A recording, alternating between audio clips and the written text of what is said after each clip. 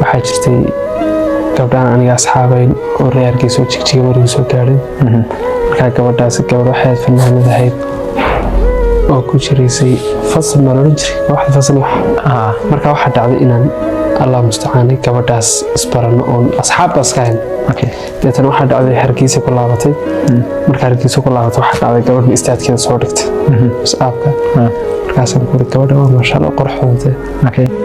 anaa koo baraya bay ku tiri deetana waxaa dhacday isla markiiba taleefankayga u dirtay gabadha intan aan ii soo dirin kabacdi gabadh wanaagsan bay isla markiiba gabadhii aan idhi way qurux badantay iyadoo aan ii soo qabatay السلام عليكم سيدي سوشيال معها والله حظي والله كنت كلا جوكتين كورا كلنكين سواها والله بلا ارتساسي تاي ويلي قفك دبي ام اي كو اورن جري اي كاله waxaana qofka intuu ragnimada baaro u tagi jiray qofta waro taako soo gal karso sax Itoobiya Soomaaliland waqtigii dowladda awdeeda dhulka waa iska lama ogolaan reer Soomaaliland soo galay laakiin Itoobiya badan iska meesha dana jeex karin u tagi jiray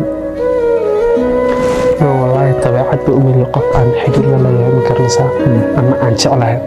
إنها وهرسة أما أن مسكح ذي ستشوش كلا جري ورت طبيعت بأمي رنبا في عنه هذه تري وحن شعلها حتى عن قلتنا هاي كده إن أفراد نصح كرم قناده وأنا حبي أنت صورنا حتى خلت كشيء عن كلام عن دين بتوش إسكساره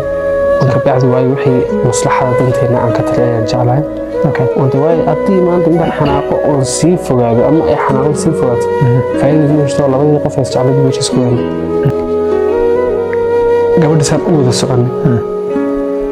أنا بدي بدل السؤال بدنا كل متشري مرة وشالي يقول إن مشتوى وشالي نسكر عن الله يركز ولا كل شيء صح بدل ما هو السؤال شري لو حد عليه نسيب وراك إني على فنك لك حي كبده سي معناها علفك ما حكوا كلا تكتين خلاف إنسوا حكوا كلا تكتين إن ضدك الذي صار حقلان أنا قاب نوعه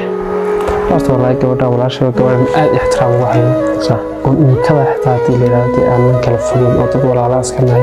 ولا على الله سحرير إنه صح لكن وحن أنا كلا علف نبوا وحصح قرن نبوها وحد على إن ميلا waxay ahayd meelaha lixda maqrib wax sax waxa dhacday inuu tiri khadka soo galay inta kool caadi soo wacay saatana khadkii aan galay sax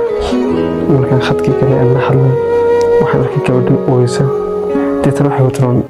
ninka la igu daraya xaafadii xadan ka soo baxay waxa la warqaa oo soo carray oo ninka la igu daraya ka soo carray laakiin ninka ku daray xaafada ku daris waalidkeeda aabaheed Allah musta'an marka waxa dhacday inaan waxaan ka baxay wajaalatay waa waxay laga qabo waa waxay waxa la yiri martan baa laga qabtay heer gabadha inta la qabtay guri lagu soo dalxiray ee ragna dhashin albaabka u fadhiyaan oo la ilaalinayo aroortii waxaan meherkii waa dhacay afadu waa la isku kay ogaa dhibaatada jirta waxay tahay hooyada iyo aabbeed ma noolay go'aanka aabaha soo gaaray aabaha oo magaalada kale ku noolaaday intii go'aanka soo gaaray iyadoo isku dayday inay aabaheeda ka dhaadhiciso in nolol kale ay rabto qof inay la wadaagto ana qof kale inay rabto ina ma ahan filayn waalidka go'aan soo gaaray waa nolol kale keenay waalidka horta go'aanka waa soo ku gaaray waayo qof aad ceebayn karaysan ma muddo 5 sano waa socotay say sheegtay intuu buuqan dhaheen ama arrinkan imaan calafkan imaan 5 sano wax tala ah oo guur ah wada karan ma fiicnade waqti ilmu ka mujino waqtiga waan ka yaray oo laga wada yaraa saasay tahay horta ilaahay baa tigay been mashay karay wax kuuga horta ma soo halqaaday 5 sano waxa sheeko ba ku dhamaysan adoo laba qof is jecel waqtiga ku faraxsan baan ahay hadda waqtiga si fiican u qaatay mar walba isku farx jiray mar walba joog jiray kadib maxaa dhacay kadib walaa waan iska sabray saasay tahay horta min ragana wax min ragana waa ninkii iyo dheef waxba u soo arko dhabarkiisa u dhigta waxa dhacday qoladii la iibiyay gurigii baa loo fadhiya sax oo loogu horqeeyay gabadhina lagu soo xiray aroortii markii waa dhacay horta min iska samray maanaha oo bas calooshiisa iska xidhay maalmaha maxaa dareentay nafsadahan maalmaha wallaahi dagaalka aan bilaabay inaan xiriir ka soo horjeesto صح ilaa alaanka ku taagna markii ahaan iyada aad baan u jeclaa ilaahay dileeyahay